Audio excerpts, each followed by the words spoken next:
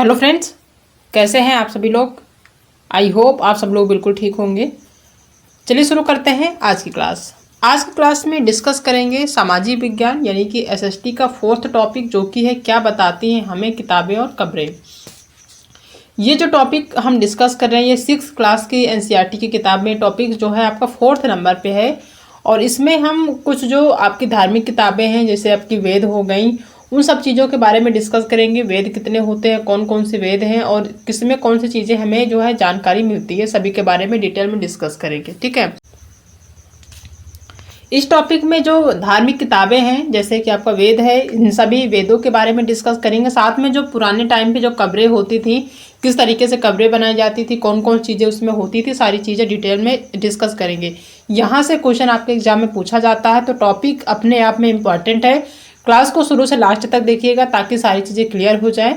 और हाँ, अगर चैनल पर नए हैं तो चैनल को सब्सक्राइब कर लीजिएगा, साथ में अपने दोस्तों को भी शेयर करिएगा ताकि उनको भी थोड़ी सी हेल्प मिल सके सेकंड पेपर के लिए। क्योंकि ये जो टॉपिक हम डिस्कस कर रहे हैं ये आपका जो सेकंड पेपर होता है जूनियर के लिए, वो जो है क्लियर कर रहे हैं, यहीं पे आपका काम आएगा। क्योंकि प्राइमरी में आपका एसएसटी नहीं पूछा जाता। एसएसटी यानी कि सामाजिक विज्ञान के जो क्वेश्चन पूछे जाते हैं वो आपके सेकेंड पेपर में ही पूछे जाते हैं। ठीक है। अब सबसे पहले देख लेते हैं कि कौन कौन सी किताबें हमें सबसे पहले देखने को मिली थी या पढ़ने को मिली थी। ठीक है। तो यहाँ है कि दुनिया के प्राचीनतम साहित्यिक स्रोतों में एक प्रसिद्ध स्रोत है वेद। ठीक है। यानी जो भी दुनिया जो पीछे का इतिहास है, यानी जो भी इतिहास है उसको जानने का जो कई सारे स्रोत हैं सबसे पहले तो। ठीक है। कई सारी शिलाएं हैं, उनसे हमें जो है स्रोत पता चलता है कि हाँ कहाँ कहाँ कैसी कैसी चीज़ें घटी थी।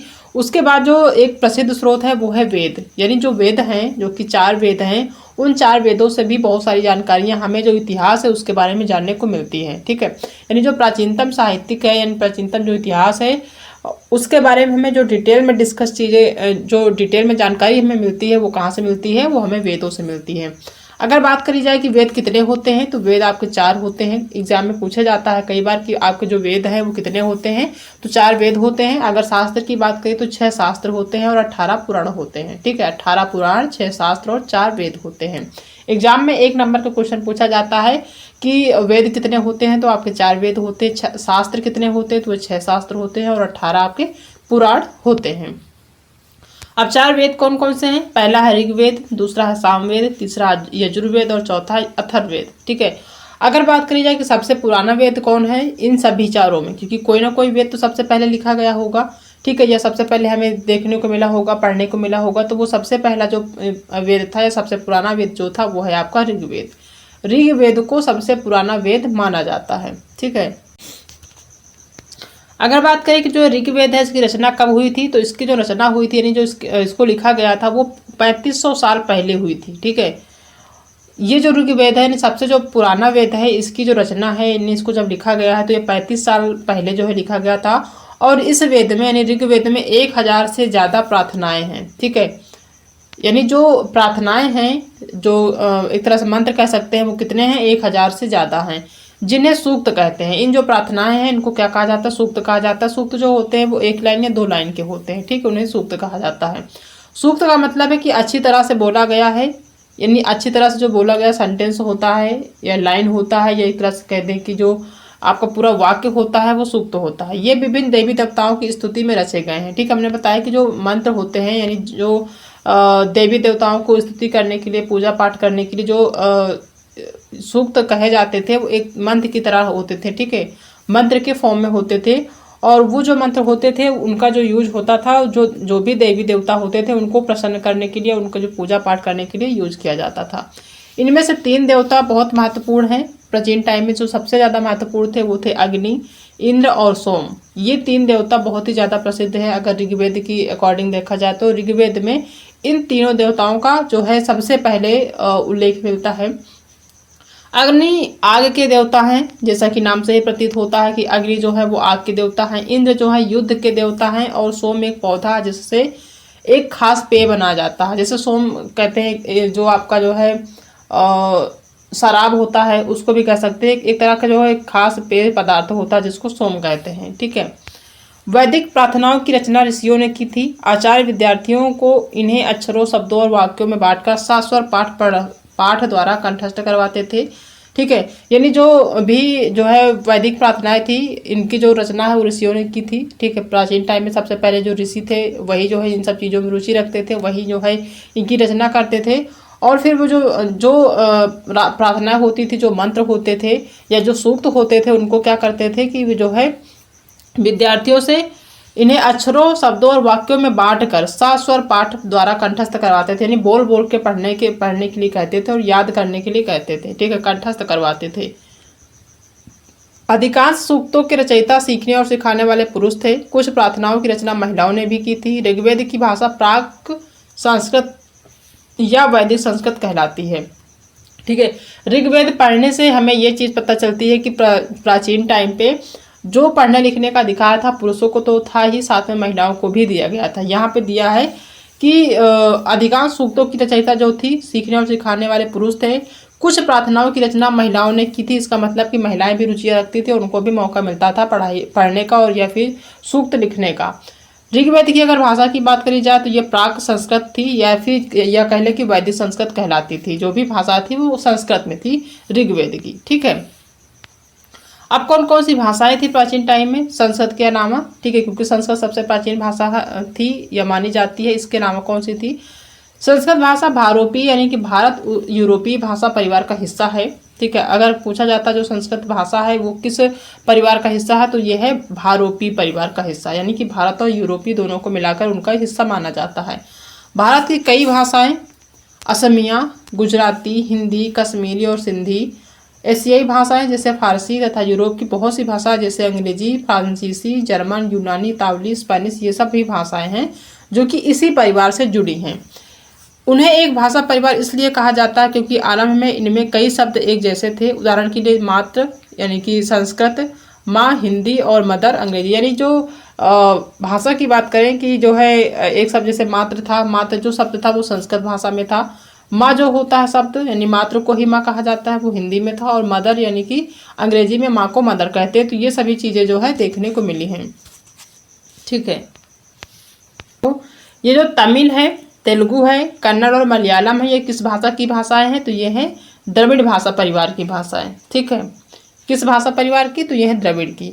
जबकि झारखंड और मध्य प्रदेश, मध्य भारत के कई हिस्सों में बोली जाने वाली जो भाषाएं हैं वो आपकी ऑस्ट्रो एशियाटिक परिवार से जुड़ी हैं। ठीक है, जो भाषा झारखंड में और मध्य भारत के कई हिस्सों में बोली जाती है वो भाषाएं ऑस्ट्रो एशियाटिक परिवार से जुड़ी हुई हैं। ठीक है, ऋग्वेद की पांडुलिपि का एक पन्ना भुज वृक्ष की छाल पर लिखी गया। अब सब वहाँ पे जब ऋग्वेद की रचना की गई थी तो काफ़ी किताब तो थे नहीं आज जैसे आज मिलते हैं हमें लिखने के लिए, वैसे नहीं थे। तो जो ऋग्वेद की रचना है, ऋग्वेद लिखा गया था वो कहाँ लिखा गया था? भुज वृक्ष की छाल पे। ठीक है, एक जो है पेड़ होता है उसकी जो छाल होती है उसी पे जो है ये ऋग्वेद की रचना की गई थी। ऋग्वेद जो है लिखा गया था, जो कि सबसे पुराना वेद माना जाता है। यह पांडुलिपि कश्मीर में पाई गई थी। जो ये पांडुलिपि लिखी गई थी सबसे पहले भुज वृक्ष की छाल पर, ये कहाँ पाई गई थी? कश्मीर में पाई गई थी। लगभग 150 वर्ष पहले को सबसे पहली बार छापने के लिए इसका उपयोग किया गया था। ठीक है, यानी कि जो ये भुज वृक्ष की छाल पर लिखा गया था वो 150 वर्ष पहले लिखा गया था सबसे पहली बार इसको छापने के लिए। ठीक है, इसी पांडुलिपि को देखकर अंग्रेजी जो है भाषा में अनुवाद तैयार हुआ था। यह पांडुलिपि जो है पहले किस भाषा में था? संस्कृत में थी। उसके बाद इसका जो अनुवाद हुआ था वो अंग्रेजी भाषा में तैयार हुआ था।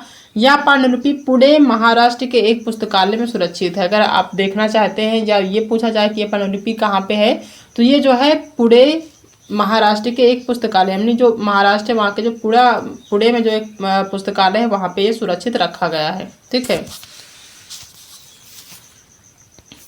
ऋग्वेद में मवेशियों, बच्चों, खासकर पुत्रों और घोड़ों की प्राप्ति के लिए अनेक प्रार्थनाएं हैं। प्रार्थना का मतलब ये होता है कि कई सारे मंत्र हैं जिसके माध्यम से आप जो है मवेशियों या फिर बच्चों को या खासकर पुत्रों को जो है प्राप्ति के लिए आप जो है प्रार्थनाएं कर सकते हैं मंत्रों के माध्यम से। कई बार पुरातत्वविदों को गोलाकार सजाए हुए पत्थर मिलते हैं, कई बार अकेला खड़ा हुआ पत्थर मिलता है। यही एकमात्र प्रमाण है जो जमीन के नीचे कब्रों को दर्शाते हैं। ठीक है, अब ये जो ऋग्वेद है ये तो हमें जानने को मिला जो है भुज पेड़ जो है उसकी छाल से देखने को मिला। और फिर कई बार जो पुरातत्वविद थे जो खोज कर रहे थे लगातार, उनको जो है कई पत्थर मिले थे जो कि गोलाकार में सजाए हुए पत्थर रहते थे, और कई बार खड़े हुए पत्थर आपको देखने को मिलते थे। तो वो इस बात के प्रमाण थे कि जो नीचे ज़मीन के नीचे वो कब्र जो है, यहाँ पे कब्र है, यानी कब्र को दर्शाते हैं ये जो पत्थर मिलते थे।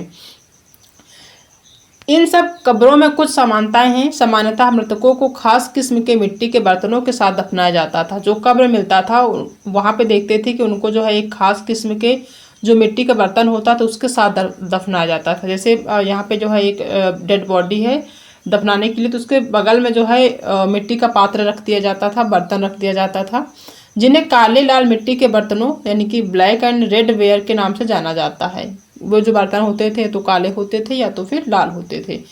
इनके साथ ही मिले हैं लोहे के औजार और हथियार। जो भी डेड बॉडी वहाँ पे कब्र के लिए रखते थे वहाँ पे लोहे के हथियार भी मिलते थे, और घोड़ों के कंकाल और सामान तथा पत्थर और सोने के गहने भी मिलते थे। यानी जब डेड बॉडी वो जब जो है रखते थे, कब्र बनाते थे, तो वहाँ पे मिट्टी के बर्तन रखते थे जो कि लाल और काले होते थे। और दूसरी चीज़, अब लोहे के औजार रखे जाते थे और कुछ हथियार लोहे के होते थे, घोड़े के कंकाल रहते हैं, इसका मतलब कि जो घोड़ों को भी दफनाया जाता था, साथ में कुछ सामान और पत्थर रखते थे, और साथ में कुछ जो गहने होते हैं वो भी रखते थे डेड बॉडी के समय जब जो है कब्र बनाते थे उस टाइम पे। ठीक है, तो ये सारी चीज़ें मिली थी प्रमाण के तौर पे। इनाम गांव के एक विशिष्ट व्यक्ति की कब्र, यानी जो इनाम गांव है यहाँ पे एक विशिष्ट व्यक्ति की कब्र मिली है, उसमें कौन कौन चीज़ें मिली हैं उसको देख लेते हैं डिटेल में। यह भीमा की सहायक नदी घोड़ के किनारे एक जगह है। इस जगह पर 3600 से 27 साल पहले लोग रहते थे। यानी जो इनाम गांव है ये एक भीमा सहायक नदी है, उसके किनारे बसा हुआ था।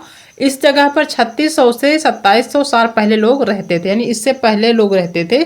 ठीक है, इस टाइम जब पुरातत्वविद इसको खोजे थे तो उस टाइम लोग नहीं रहते थे, इतने साल पहले वहाँ पे लोग रहते थे।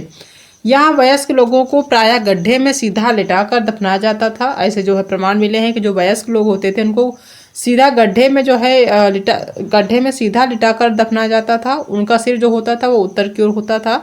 कई बार उन्हें घर के अंदर ही दफनाया जाता था। ऐसे बर्तन जिनमें शायद खाना और पानी हो दफनाए गए शव के पास रख दिए जाते थे। ठीक है, यानी कोई भी डेड बॉडी थी तो उसको जो है उसका जो सिर होता था वो जो है उत्तर की तरफ होता था और गड्ढे में सीधा लिटाया जाता था। ठीक है, यानी कोई डेड बॉडी है तो सबसे पहले ऐसे करते थे, इधर उत्तर की तरफ उसका सिर होता था और जो है सीधा लिटाया जाता था। और जो है कई बार घर के बाहर दफनाते थे, कई बार घर के अंदर ही दफनाते थे।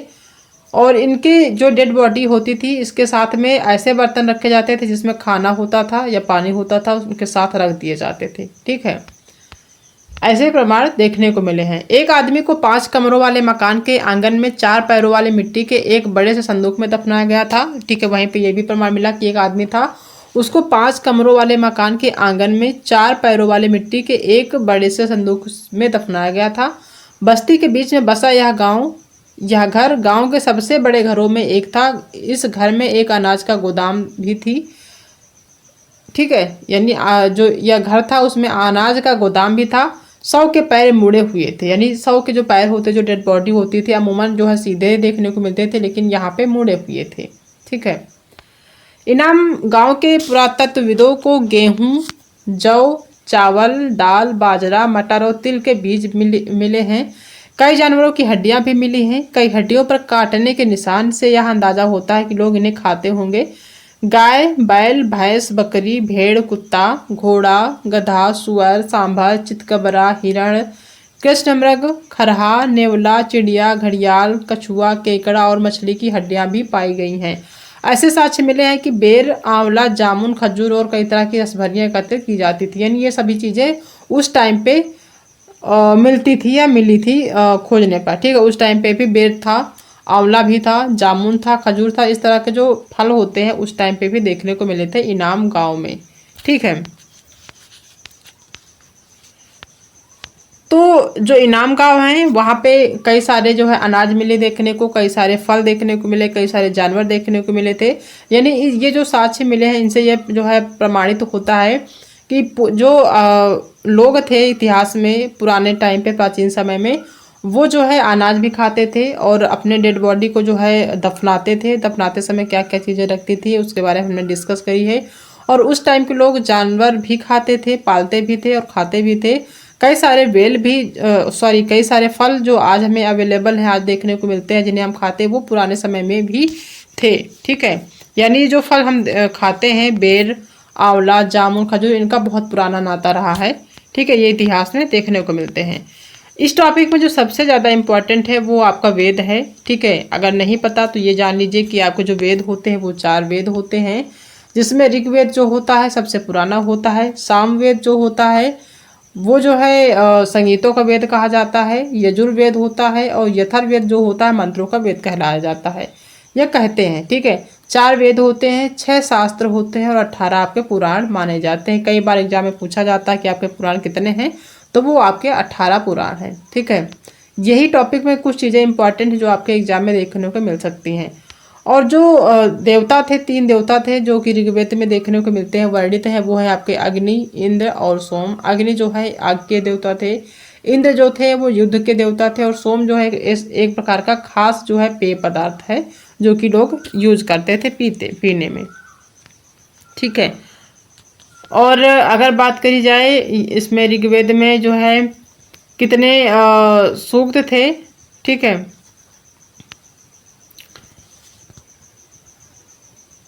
तो ऋग्वेद में अगर सूक्तों यानी कि या फिर मंत्रों की अगर संख्या की बात करी जाए तो 1000 से ज़्यादा सूक्त पाए गए थे, जिसमें जो है विभिन्न देवी देवताओं की स्तुति की जाती थी उन मंत्रों से या सूक्तों से। ठीक है, तो ये आज का टॉपिक है। इसमें से 1 या 2 नंबर के क्वेश्चन पूछे जा सकते हैं। जो सबसे इम्पोर्टेंट वो आपके वेद हैं, 4 वेद हैं।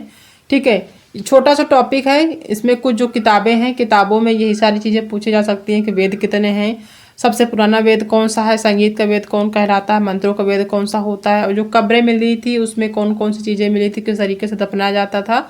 ये 2 टॉपिक से क्वेश्चन पूछे जा सकते हैं। ठीक है, तो आई होप कि चीज़ें समझ में आ गई होंगी आप सभी को। अगर आज की क्लास पसंद आई है तो वीडियो को लाइक करिएगा, अपने दोस्तों में शेयर करिएगा। अगर आप चैनल पर पहली बार विजिट कर रहे हैं तो चैनल को सब्सक्राइब कर लीजिएगा, साथ में अपने दोस्तों को भी शेयर कर दीजिएगा ताकि उनको भी सेकेंड पेपर के लिए थोड़ी सी हेल्प मिल सके SST के लिए। ठीक है, तो आज की वीडियो में इतना ही, बाकी मिलते हैं नेक्स्ट क्लास में एक नई टॉपिक के साथ। तब तक अपना ध्यान रखिएगा।